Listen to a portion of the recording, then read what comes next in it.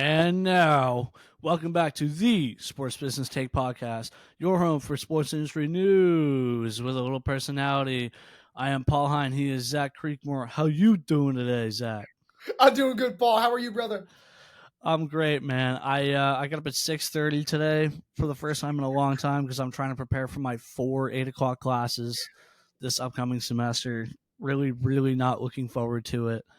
But Friday is going to be amazing because I'll get to sleep in that one day. So it'll be like almost a 3-day weekend. So I'm looking forward to that. But before we jump into anything, I didn't get to do this last time because we had our guest on and I didn't think that it would be an appropriate time for me to do this. I wanted it to be about the guest, not about me. But, timeline wise, this is when it happened is I've officially accepted my position as social media and video content coordinator with the North Shore Navigators for this summer. That's going to be my internship that I'm doing this summer instead of the Sea Dogs, even though I'm wearing Sea Dogs merch right now, which is kind of ironic that I'm talking about that. But for those of you who don't know what the Navigators are, they're a collegiate summer league team. If you guys have heard of like the Cape Cod League, it's similar to that. It's called the Futures League. So it's one of these leagues where D1 guys go and have a place to play for the summer against other D1 guys and get better. And it's a really awesome opportunity. I'm one of only 2 people that's going to be running all their social media and video stuff. It's going to be really cool because I'm going to get to learn a lot of new stuff about like videography, which like I don't have a ton of experience of. Like I have some experience with it, but it's definitely going to be cool to learn all about that. That's a piece of my skill set that's needs to develop some more. So I'm definitely super excited for that and be on the watch for some TikTok stuff because that's a lot of what we're going to be doing for the summer, I believe, from what I understand. So I'm just super excited, and thank you to Mr. Derek January for allowing me to have the opportunity, and I can't wait to get started. Go, Paul. Woo. No, that wasn't a prepared speech. Probably sounded like it, though, because I was like, thanks, boss. Absolutely tops. I will say, Derek January is an amazing name. I absolutely love it. Yeah, because this is our first episode in January, too. Oh, wait, this is our first episode in 2024. Happy New Year's, guys. I didn't even realize that until just now. No, but oh my God, we've recorded in 2 different years. That makes us like a long-term podcast. Kind of. It makes me feel old. For real. I'm about to be 20 in like 2 weeks, and I'm like, how am I 2 decades old, dude? Like it's a weird feeling. That's crazy, especially with like sports and stuff. Like all my favorite like sports stars when I was a little kid are like gone now, and I'm like, oh my God, like what's happening? So anyway, let's jump into what we have to talk about today. Actually, you know what? I'll let you introduce it since I just did a whole monologue. Vamos, I guess. Here we go. So we're talking about the Indiana Pacers, who just became the first team in all of sports to ever use a QR code on a jersey patch. So first of all, this is the first NBA. Is this or is this not the first NBA season where you're having jersey patches on NBA jerseys? It's either the first or the second. Okay, because I know it might have started last year doing it and them being really early to it in the party. So great to see the league adopting this. It's a big thing in soccer. And just another way for you to make money and to be financially intelligent. And another Absolutely. way to create a new revenue stream, right? But the Pacers have partnered with SpokeNote, which is an online direct mail service company. Self-proclaimed the digital sticky note. You can link videos. It's debuting this coming Wednesday. Or debuted that was 2 days ago. Okay, so it debuted this past Wednesday. Got it. Thank you. Really, the first time we've ever seen the use of a QR code on a sponsored patch or on super innovative, which is super innovative. I mean, there are so many different. We'll get into it later, but there are so many different possibilities that they could do with this. And I didn't get a chance to watch the game, but I'm sure a lot of people that were watching were like, "I'm going to go check out this company now." And I myself like looked them up because I was like, I don't know what this company is. Like, I'll go look them up, and I can't lie, it was like super hard for me to put together that description that you just talked about of the company. I looked in like 3 different places and I couldn't figure out what they actually did, so I kind of had to piece it together. Yeah. Um, but this will definitely be great publicity for them, and it allows them to have like content within the game. You know what I mean? So like Mm. they're getting they're getting eyes to their product within the live game, and it'll just kind of build on itself. I'm curious to see how well this will work in person versus trying to catch the QR code like on a TV screen. You know, like if you're watching, when players might be moving or cameras might not focus on the jersey necessarily. But if you're in the stadium and you can, you know, let's say the player's taking a free throw and you can catch a glimpse of the QR code and like take your phone out and get a picture of it, is that going to work better? What do you think is going to be like the best way to take care to optimize your Yeah. viewing experience of this? It's definitely a hard thing to optimize, especially because you're putting something that people already have a hard time scanning and getting that to work properly in the first place. But now you're putting on a moving object, right? So how Yeah, does it work effectively? Definitely can be difficult, but it definitely is a cool idea. Another, just again, innovative, right? Um, I don't think it's the best application point for a QR code, but definitely points out and makes very clear to all of us going forward how QR codes have become a really big portion of what team branding is and what advertisement is becoming, right? We see it in our TV absolutely. ads, we see it on flyers. Every flyer I make for residential advising or every flyer I make for ACC, right? That's going to have a QR code on it, and you're putting something out there that people can gather more information from and go to that next step with your company or with your business, Yeah, right? it's because it's so interactive. It's so like I'm not gonna say like it's more personal than a regular ad, right? And that's why it's becoming part of advertising so much. Is you're really allowing the consumer to have a closer experience to your product because it can give you different insights, right? Like they can take you to um different parts of their website that you may not be able to find on your own, or different deals that they have. They can run different advertisements through the QR codes. It's really like an avenue for them to put out to the consumer whatever they want to, Mm. and that can go in so many different ways. So that's why it's so innovative, is because now the team and the company can say, this is what we want you to view about our product, or this is what we want you to view about our product. And it can be different types of things. One thing that I thought of, one of the first thoughts that came to my head was, if teams started using this instead of it being a sponsorship, and if they started using it for their own like personal use, what if they had a QR code on their jersey that linked to their team store or to their ticket site or something like that, right? Hmm. So that the fan could have direct access into a buying experience with the team. Yeah, absolutely. And definitely super interesting. How can you optimize your own revenue streams from using that opportunity on a jersey, which is super cool. Exactly. And yeah, you wouldn't get as much money from that because it's not sponsored and you're not creating any partnership. But at the same time, it can lead to more revenue in, multiple streams, right? Like let's say for merchandising, right? You have a link to your team store or a link to a giveaway of a certain shirt or hat that night. It really brings together everything about your product outside of what's on the court, and brings it to the consumer in a different way than they usually can access it.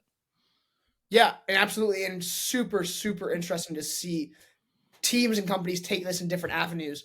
One thing that just came to my mind, I wanted to look at, just because when you're looking at an NBA jersey, the way they are done is different than every other sport, just because they are that cutoff generally, meaning Mm-hmm. that you have less space for an advertisement. True. So I just looked up the NBA jersey patch program size. It's a 3 inch by 3 inch, right? So when you're thinking of a QR code you're scanning, I don't even know how to make a 3 inch by 3 inch isn't a lot of space, and often it No. might be smaller. Um, Yeah, and so going back to what we were talking about in person versus on TV, if you're in person and you're sitting like, several rows back, you won't be able to get that QR code on your phone. There's no way if it's that small of a space on the jersey. Exactly. No, and even then, even if you're watching on the TV, right, you're looking at it, and if it's a full court view of the game, you're not going to be able to scan that QR code. Absolutely not. And so, pretty much, you're only going to be able to scan it during a free throw or during a timeout or something like that. So, although it's cool and innovative and does tie in to the company's business, right? There is a little bit of a limited capability. Right. Very limited capability. So I would rather see the QR code used either in a game flyer that's handed out and put on every seat because you're sponsoring that and sponsoring the team, or used in the broadcasting and you have it on the screen for a small portion. Yeah, well, there's already interactive ads. They already do like partnerships with companies for interactive ads where they have QR codes. I remember I had to write a paper for sports marketing I had to go basically watch a game and then write a paper on it about all the ads that were done. And, one of the questions of the paper was like, were there any interactive ads with QR codes and how do they work and that kind of stuff? So I had to write about that. And, a lot of teams, specifically, I watch Celtics games. So specifically in the NBA, a lot of teams are starting to take advantage of that. So that's already kind of being done. But what I was thinking was, if it's that small in the front of the jersey, what they could do, and I'm not saying like I don't know if the NBA has a certain standard for how large the name and number have to be on the back. I'm sure there is, but what if they put a larger QR code on the back of the jersey and kind of resize the name and number to help fit that QR code instead of having it on the front? I know we talked about a story with Colorado where they had their players' social media handles on the back. There is ways to change the traditional jersey, even if you have to maybe, sell it a little different. There is definitely ways to do it, because if you get a QR code on the back of the jersey, then everyone that buys the jersey is going to have that QR code too. And that's the other thing that we haven't talked about yet that is probably going to create revenue for the company, is if the QR codes are on every consumer bought jersey. Yeah, absolutely. And I think that's a big thing and a big step. And it definitely makes a big deal. If you have that jersey space and now you have however many fans buy that jersey that year who are also now wearing and sponsoring your company, representing your company, and giving them that opportunity of that advertisement from fan to fan, person to person interaction, which is where the QR code really could come valuable. Of I'm in a bar and I'm going walking around and I see somebody in a Pacers jersey, and I look and I'm like, oh, there's a QR code. You mind if I scan that? Right, and check it out. And that's totally something that's that'd be hilarious, by the way, just walking up to somebody. Definitely shows where that value really comes into play. But that would be a hilarious scenario, by the way, just walking up to somebody in a bar and just being like, can I scan your QR code? I would totally do it too, which is like no shame. I walk up and I'm like, hey, do you mind if I read your shirt? Just like, oh, that's fun. Yeah, right. Yeah. It's like the shirts that said "Don't read my shirt" or something like that. I would be that guy. I yeah. No, there's definitely a lot of different applications. And one interesting question in the article that I read, which was from Sports Business Journal, that I thought about was like, yeah, that could happen. Is they asked, could QR codes be now displayed on playing surfaces as part of sponsorships? I think that's a really cool idea too. And I think that would work way better than a 3-inch by 3-inch jersey patch. Yes, 100% agree. Definitely far more applicable. One, because it's larger, both on the screen and from a fan perspective. Mm-hmm. But two, like, it's just easier to see it, easier to visualize. You're not watching a moving clip.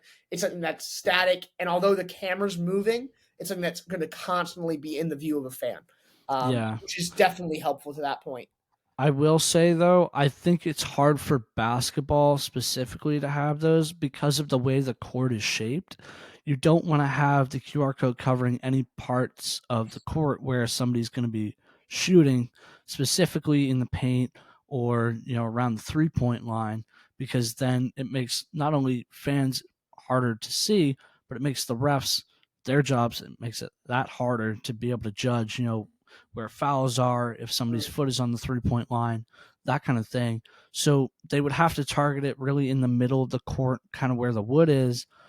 But even then they each team has their logo in the center of the court, so the limit like the capability is a little bit limited, but it would definitely be better than the 3-inch by 3-inch on the jersey patch. But I do think in other leagues that it would be easier to say the QR code is going to be on the playing surface. Like Correct. the NFL would be way easier. Absolutely, because there's a larger playing surface, right? And then Yeah. two, it's just even with the NFL, you don't even have to make it a part of the field. You can make it part of the broadcasting and have it put on the field, like Nickelodeon did with the True. slime thing, right? You can make it and that's putting in the perspective of we're just going to do it for the broadcasting rather than just for the in-fan interaction as well. So True. there's those different playing cards, but it's a complex thing, and finding new areas to generate revenue for a sporting franchise, which is already so publicized, or you already have all these different sponsors in all these different areas, can be really hard. For sure. Kudos to the Pacers for one taking advantage of the jersey sponsor patch new thing that the NBA is doing the last couple seasons, which they absolutely should be. There's soccer teams, and you look at the entire jersey, and it's all covered, right? In sponsors, back, front, Yeah, sleeves, right? All the whole shebang, right? So how can you optimize and advance your company to that next level by really investing in yourself and finding someone who's willing to invest in you guys? And finding those new avenues, like maybe using the court as another area, can be hard, but definitely something that's worth looking into from an NBA perspective, or especially from a WNBA perspective where the revenues might be lower. Yeah, true. That would definitely be really good for the WNBA to use as a new sponsorship revenue. I think sponsorship a lot of the time is about linking basically your physical product to kind of somebody else's product or somebody else's memory. So it creates like memories in the consumer's head. And the CEO spoke note, and this is kind of what prompted me to say that, said this quote that I thought was like really applicable about sponsorship. Any place there's a memory we can link to physical objects, we're in the memory space, and that is a really, really big area.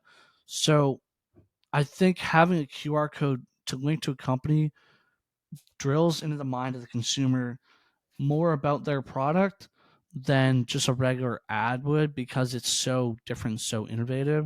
So I love the strategy from that perspective. Also, by the way, for anybody who's watching, if you see my mic moving around a lot, I'm like having to hold it up so it doesn't sink down. So if my video looks weird, that's definitely why. No, and absolutely agree, right? This is one unique way to buy that headspace. And when we talk about advertising, we talk about marketing, when we talk about social media, right? We talk about we're buying the viewer's time. How can you buy their interest, buy their time, buy their passion? In addition to right now, the Pacers having a pretty decent season, finishing they finished second in the in-season tournament, and they're on form, doing pretty well from what I've seen. I'm not a big basketball guy, but just going based off of what I've seen from Yeah, they got some studs for sure. right? They're running pretty decent. Okay, so one, you're capitalizing on a good season. So now, Pacers fans, NBA fans who remember this Pacers team 20 years down the line, just like I did with Sacramento Kings, and I think of Peja Stojakovic, right? That's a random rabbit trail. You don't need to worry about Peja right now. I could talk about Peja for like 30 minutes. But they can go and think about this team. They go and they think about this company and say, hey, don't you remember the company who sponsored the Pacers? Oh, they had this QR code thing. Super cool. Just like I go and I can think of soccer teams, right? I think of Arsenal before they had the Fly Emirates logo, and it was all O2 and all this stuff, and they have Nike now, they're Adidas, right? You think and you partner those memories with those brands and businesses, right? You think of the early 2000s Arsenal, and you think of Nike, you think of O2, you think of Thierry Henry, and brings all this emotion into your heart, right? Those moments are what history is made of, and what buys fans' passions and interest in the company and buys their loyalty, right? Because you're supporting their team. Now they want to support you. It's some type of building a relationship where you're really getting the investment of not only fans, but fans 20 years down the line who remember these moments. Absolutely, it's an association thing, and that's really what sponsorship is all about. I actually had I kind of had a cool idea about sponsorship today. I wrote it down in my notes. Actually, well, for merchandising, So like merchandising, obviously that can be part of sponsorship, and we're talking about like jerseys, so that's why I was thinking about it. So my idea is you could have each player come up with a quote like of their own, and then put that quote on merch and attach their name to it and sell those to your fans. And you could do that for each like let's say core player, right? Like they have to be in the franchise for a certain number of years or a certain number of games to earn that. But once they hit that threshold, then they can have that opportunity to create a quote that basically leaves a legacy for them, which I think is really cool. And it could be anything, right? It could be silly, it could be, just it could be inspiring, it could be whatever they wanted it to be. But I think that would be a really cool thing to do for merchandising. Agreed. I love that. And it makes me think of how can we create moments where people remember and appreciate those people that made those moments. So again, like you're paying this athlete $80 million a year, right? How can you capitalize on their name, image, likeness? How can you capitalize on what their branding is? How can you capitalize on their interaction with your fan base and the passions that creates, right? Um, so I'm thinking of maybe you're thinking of somebody who's made 200 appearances for your team or your club, and you're like, well, they really are a club legend. We got to make Mm-hmm. special branding, right? I'm a Brighton Exactly. fan. We have Lewis Dunk, who has played. He's a Brighton man through and through. He's played from academy all the way through. He's now made 400 club appearances for Brighton. Yeah, guys like that deserve their own T-shirts for sure. They made a T-shirt for him, right? Yeah, They sell a 400 club appearance Lewis Dunk shirt, which is awesome. exactly. I'm Super just what cool. I'm saying is like I just think it would be cool if along with the picture or the graphic or whatever they have on that tee that like you attach a little quote with it. You know I what I agree. mean? Exactly I, where I was going with it, right? You go and now you're attaching something this athlete said specifically to you and your fan base or about them and about their time at the club, about their time at the sports franchise where wow, this is really a special moment that I get to be a part of by buying this $25 shirt. Right? And yeah. that's a simple and entry level way to really interact with fan merchandising, player merchandising, and player memorabilia, which is a huge market when you think about it. Yeah, for sure. I actually I was thinking about like players that I would do it for, and the first thing I thought of was David Ortiz, and I know exactly what his quote would be too. Across the T-shirt, it would just be "This is my bleeping city," or you know what I mean? Or no, I think it was "This is our bleeping city," but like obviously you would put like star marks or Yeah, whatever. yeah, yeah. But I think that would be hilarious to sell as a T-shirt, and then have like some iconic picture of him. Maybe like the picture of the homer with the cop, in the bullpen. That one would be awesome. So if there's any merchandisers out there that want to make that T-shirt, you have to pay me because it was my idea. So Paul's typing in for the copyright right now. He's sending his letter in. sports business take. We'll take credit for that. All right, I think I'm ready to move on from the Pacers QR code stuff, even though it is super interesting.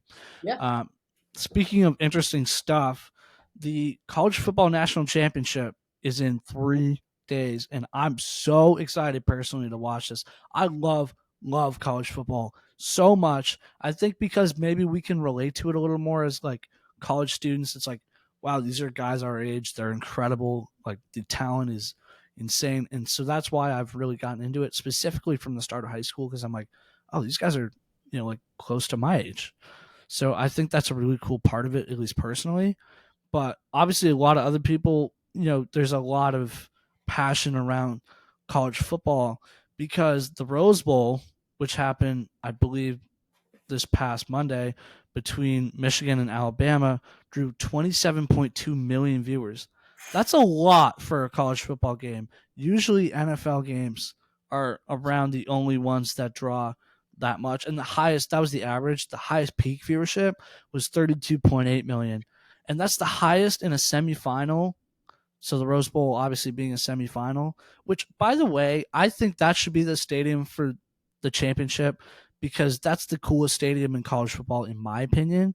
And I know a lot of people out there would agree with me, but I'm just saying, like, that was the highest peak viewership in a semifinal since the college football playoff format changed and really like the CFP started in 2014. So obviously smallish sample size. It's a decade, but the fact that like they're still growing, right? That's the most positive sign. Absolutely, and super exciting to see. And obviously, two big teams, two Mm-hmm. huge rivalries, right? Two teams Yeah. coming together, and you see the Instagram and the videos and all the social media stuff. Even days after, I was watching some today, and I was cracking up. Just the Yeah. historic rivalry that it is draws in that viewership, draws in that people Yeah. at an even more iconic stadium to create again what we were talking about just about 2 minutes ago: iconic moments, iconic memories. Mm-hmm. For sure. Yeah, I think the Rose Bowl is probably the most iconic bowl in college sports, maybe even more so than the national championship. Mm, And that was proven by this telecast because it becomes a top 10 telecast of all time. And it's the highest viewership for a non NFL sporting event in the last 6 years at its peak. That's kind of crazy to me. I wonder, if this is what the Rose Bowl was like, what's the national championship going to do? You know what I mean? Especially because it's going to be between two teams that are in the national championship for the first time in Michigan and Washington. Washington, yeah. So I mean, like I'm just super excited to see how that title game draws. Absolutely, and it'll be super interesting to see what the viewership does, and one, how fans interact with it, and then two, what happens if it doesn't break the Rose Bowl. True. I mean, there is a big possibility that since the Rose Bowl was the highest in the last 6 years, that the national championship isn't going to surpass that. And honestly, that's kind of what I would expect. I don't necessarily believe that Washington has as big of a fan base as Alabama does. Although I will say, don't sleep on them because it's the first time that they've ever made it to the national championship. So you know damn well that every single Washington fan in the country is going to be watching, right? And the Correct. same for Michigan. And Michigan obviously has a massive fan base because it's one of the biggest campuses in the country. It's been around forever, and it has one of the biggest alumni networks in the whole country, like among universities. So they have a lot of draw, and a lot of people love them. And I do believe a lot of people are going to root for Washington as well. But it'll be interesting to see if that surpasses the Rose Bowl or not. I'm not going to quite make the prediction that it won't, but I will say I'd be surprised if it did, just purely because Alabama has like a whole region of fans in the South that I don't know if Washington has. They might have it, and I could be wrong. I don't really know that much about their region of the country. I've never really been west before, so I'm not entirely sure. But if I had to guess, that's what my prediction would be. No, and agreed, totally agreed. Seeing such historic numbers, something to really break a record, and then you can't expect that to happen again. But No. if it does, wow, huge statement for college football. Yeah. And two, Either way, it's a huge yeah, statement for college football. I mean, absolutely. even like college football has had some problems this year. Obviously Michigan having some themselves, and we don't need to get into the whole cheating scandal thing, but that was a big thing that rocked college football this year, right? For sure, was Michigan's cheating scandal.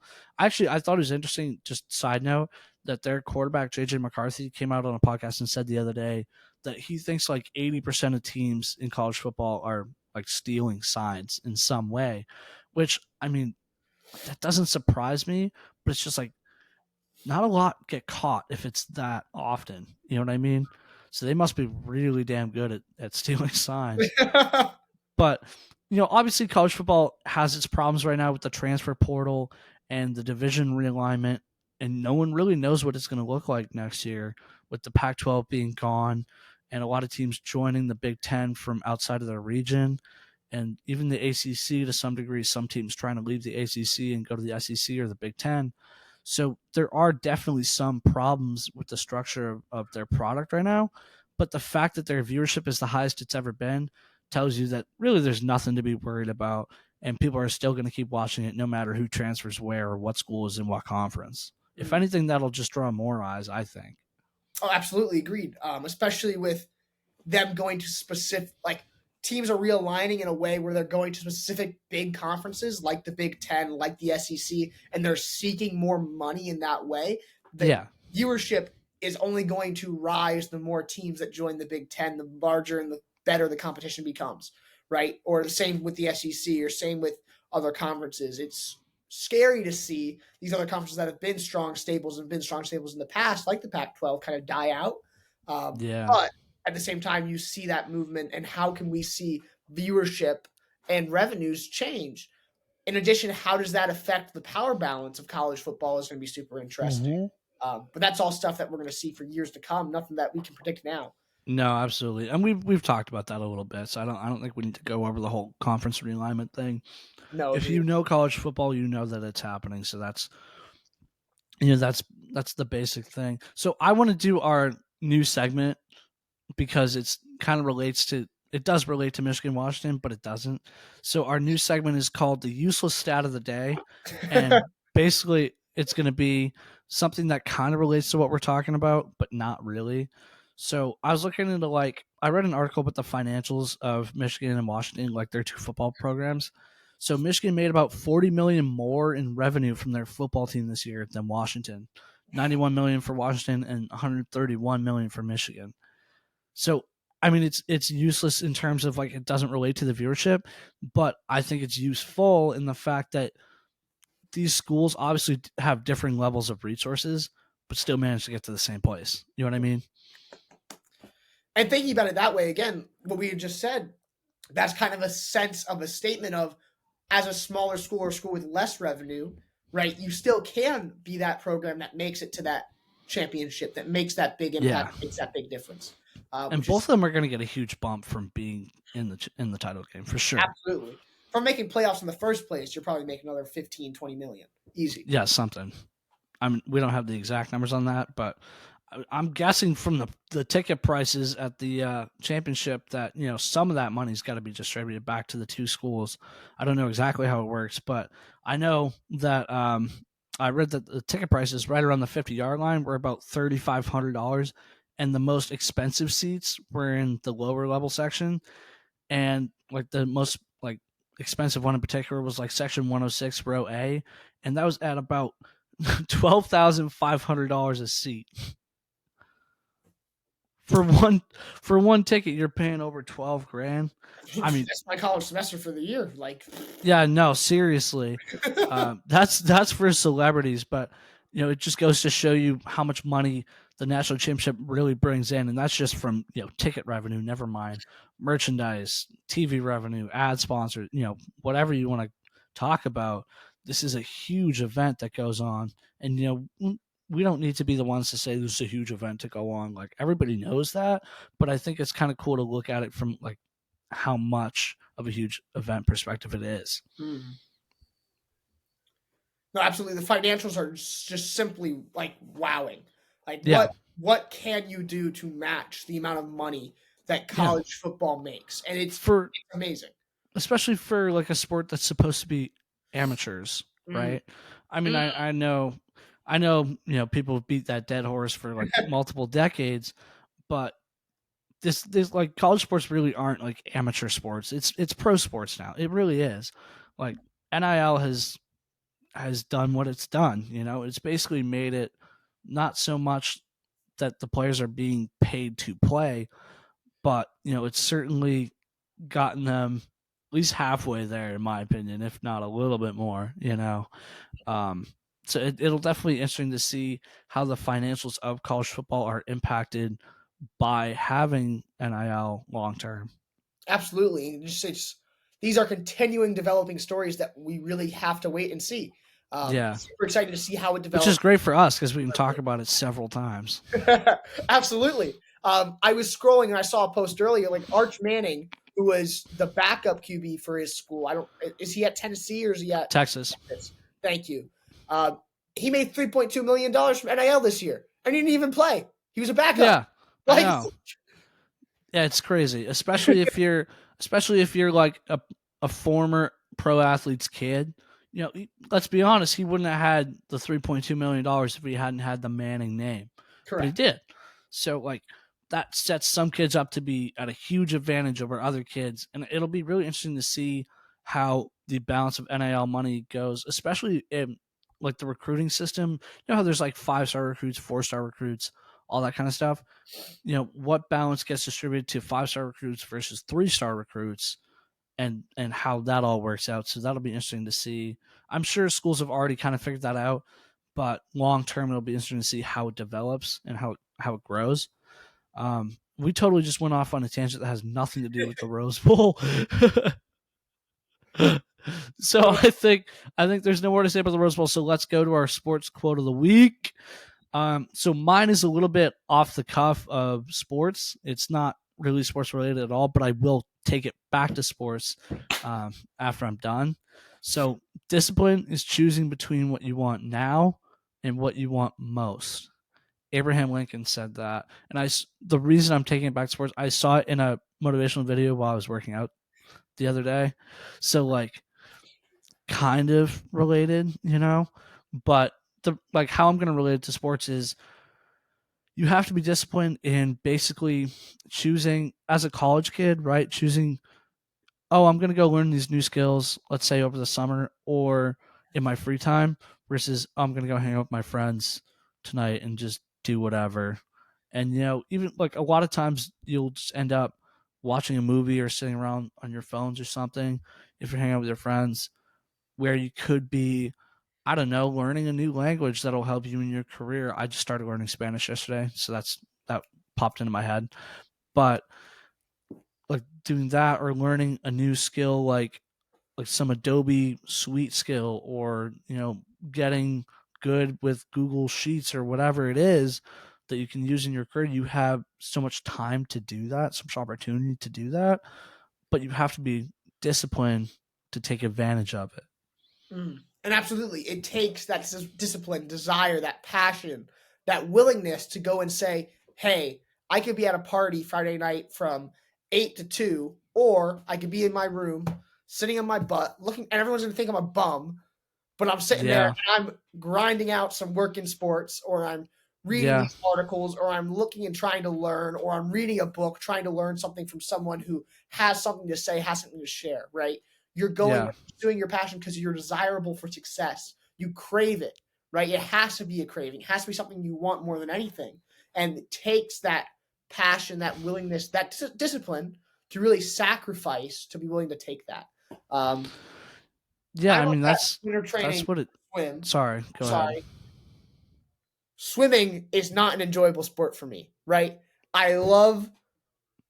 Really, I thought it was. I thought you liked it. The fans, I love how it is as a sport. Mm-hmm. I do not enjoy being in the pool, right? It is physically exhausting and excruciating for me, right? To go and swim 2,500 yards when I sink like a rock just because I'm a dense guy, right? Yeah.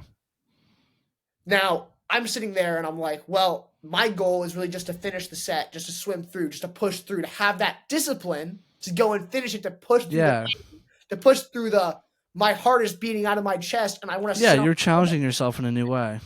Exactly, right? So how can you find areas and moments where you have that discipline, right? Where you have that thing where you're really pushing yourself past that limit. Another weird tie-in, I recently bought an acupressure mat. Okay. Now, acupressure, think of bed of nails, right? A monk concept. Monks. Yeah, I got you. Where we're really trying to think of how can you push yourself through something that is difficult to mentally prepare yourself for success, right? Is that like acupuncture? Is that like the same thing? It's kind of similar but different, right? So okay. I have a little mat and it's got a bunch of spiky points. Okay. And I've never done acupuncture. And effectively what it's doing is it's drawing blood to the area because it's putting my muscles under pressure. Oh, is it like cupping? Yeah, very similar. Okay. I have my own similar type of concept. I have my own cupping set, so I know how to do that. Actually, I would do it for people like in our dorm sometimes. Like if the trainers wouldn't do it for them, I would be like, somebody would come to me and they'd say, "Hey, my back hurts," or "Oh, my shoulder hurts. Can you cup for me tonight?" I'm like, "Yeah, sure. Why not?" Right? I'm not a licensed physical therapist, but I got my own stuff. Why not? I would never. Yeah, I would never do acupuncture, by the way. That's what I thought you were talking about. I was like, I'm so afraid of needles. I would never do that. I've done it once, and for those who are from St. Joe's, you must know Aaron. But I had a muscular contusion in my quad, and it was really bothering me. Like I couldn't run, I could barely walk on it. Yeah. So he needled and did radiotherapy on it, and that really upped my recovery rate. So I wanted to try this mat, and really thinking about it, and this is a weird roundabout bunny trail going back to this discipline concept. It takes discipline to push yourself through something that is mentally or emotionally painful. You might True. emotionally be in pain by not going to that party. You might emotionally be struggling because you're not doing the same thing that everyone else is, and you feel like you're alone, right? I got up at 6:30 today to make our episode graphic. Like, I didn't want to do that. Absolutely not. But you had the discipline to go and do it, right? You had the discipline to wake up and say, hey, I'm going to get to work. I'm going to get to that grind. And to really want to have success in any career, especially in sports, but in any career, in anything that you do in a sport, in a class, in work, it takes that extra discipline, that extra desire to go and take that moment and say, hey, I'm going to be here and I'm going to make myself stand out because I'm willing to put that extra work in, right? Yeah, I'm willing to push through that pain. Yeah. I'm willing to have that discipline that Abraham Lincoln that we're talking about here and really work. Yeah. And I can't think of we sound a little preachy, I can't lie. I've realized sometimes that like when we do these like follow your dreams, like work hard, like those kind of quotes. I mean, we use them a lot and I like talking about them, don't get me wrong, but I don't want to sound like too preachy, you know what I mean? Because like nobody's perfect, but it's just trying to make yourself better each day, you know, improving a little bit over time. And that's really all you can do. And this is me coming from, I am a coach, right? So that is, and in conversation, I have to hold myself back from pushing out. Like I speak like a coach. I sound like a coach. In that moment, I'm a coach giving an emotional, mental speech, right? Or I grew up in church. I'm the pastor that's on the. No, trust me, I get it, dude.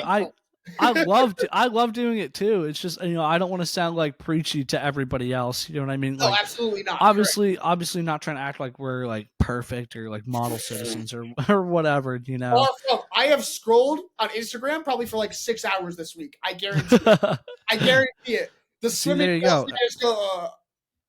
I mean, like, that's just part of being in our generation, and we could get into a whole rant about that, but. But I mean, I think the main point is just like being disciplined really means just deciding that what you want the most in your life, what your goals are more important than momentary satisfaction or a momentary good feeling. And, you know, trust me, I've been there, you've been there, like that you want to just take advantage of that moment sometimes. But, you know, maybe you wake up the next day and you're like, I should have done that differently, you know? So it's just, what can you do to change your, not necessarily your bad habits, but better your good habits, you know? And I think that's really what I got out of this quote was, what can you do to better your good habits consistently? Absolutely. All right.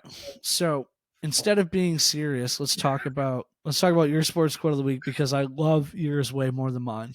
Well, let's talk a little bit about Brian Daboll, Giants head coach, who in an interview earlier this week, New York Giants, by the way, not San Francisco Giants. Wait, what did you say? New York Giants, not San Francisco Giants. There's two Giants. Did I say San Francisco Giants? No, you just said Giants. I just wanted to make it clear. You're right. Okay. Okay. No, go. I think Giants. So you're good. You're right. There's a baseball team. But Brian Daboll, in an interview earlier this week, kind of ended up staring out into space and then said, as an interviewer was asking a question, sorry, I'm looking at your hair. Yeah, he said it to a reporter, which I've never heard a coach say it before, and I love it. It was hilarious because, by the way, for any of like the viewers who don't know who Brian Daboll is, he's bald, completely bald.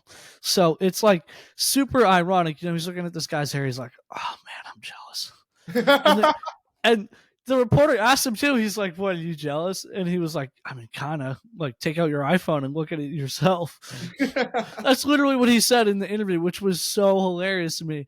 And I just think it's really funny of a coach to kind of take a different approach to interacting with the media like that. A lot of coaches are a little too serious, you know, or just like formulaic in their answers to the point where even that can be funny itself. I'm thinking of Bill Belichick right now, you know, like on to Cincinnati, you know, that type of thing. But I think this is a really funny way to show people that, like, yeah, we're not just NFL coaches, you know, we're normal people too. like I'm bald, I can make fun of myself for it. I'm a normal person too. No, absolutely. And it's great to see that personality come out in sports when a lot of times sports media and especially interviews are so scripted and players Hmm. and coaches both are so coached on what they're supposed to say where Yeah. you don't catch that. You get a very robotic response. It makes me think exactly of a Cole Palmer and a Nadi Madueke interview, both Chelsea players from earlier this week, which shows a lot of that character. That's something that made early 2000s sports really special.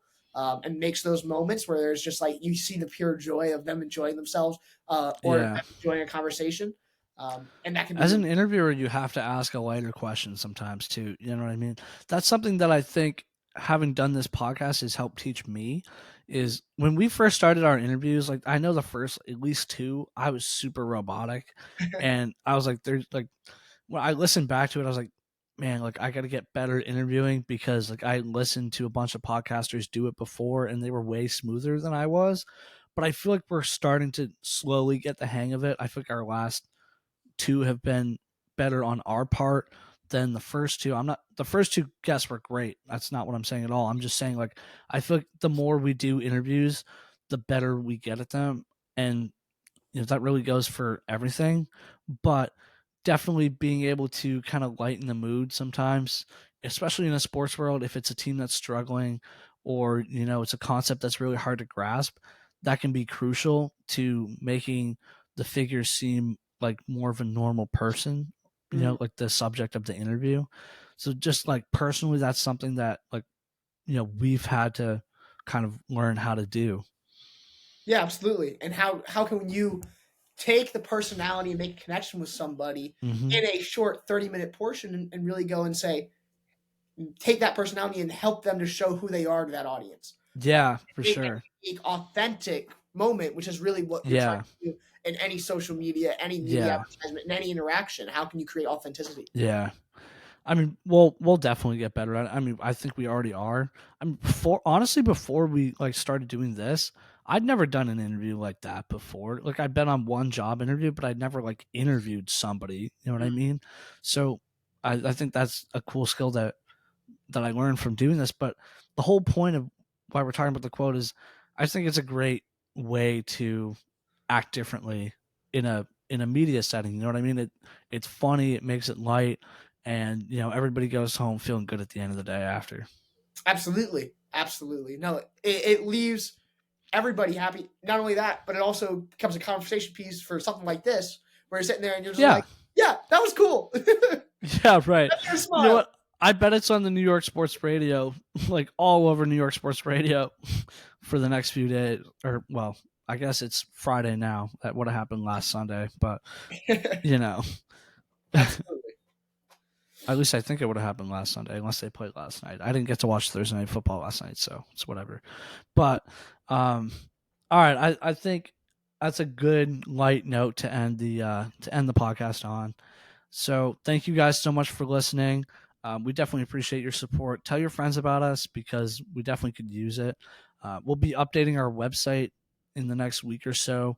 I need to work on that to try to get us into like the top of Google searches. That's what I want to do. So hopefully, we can grow our audience and stuff because we're still learning too.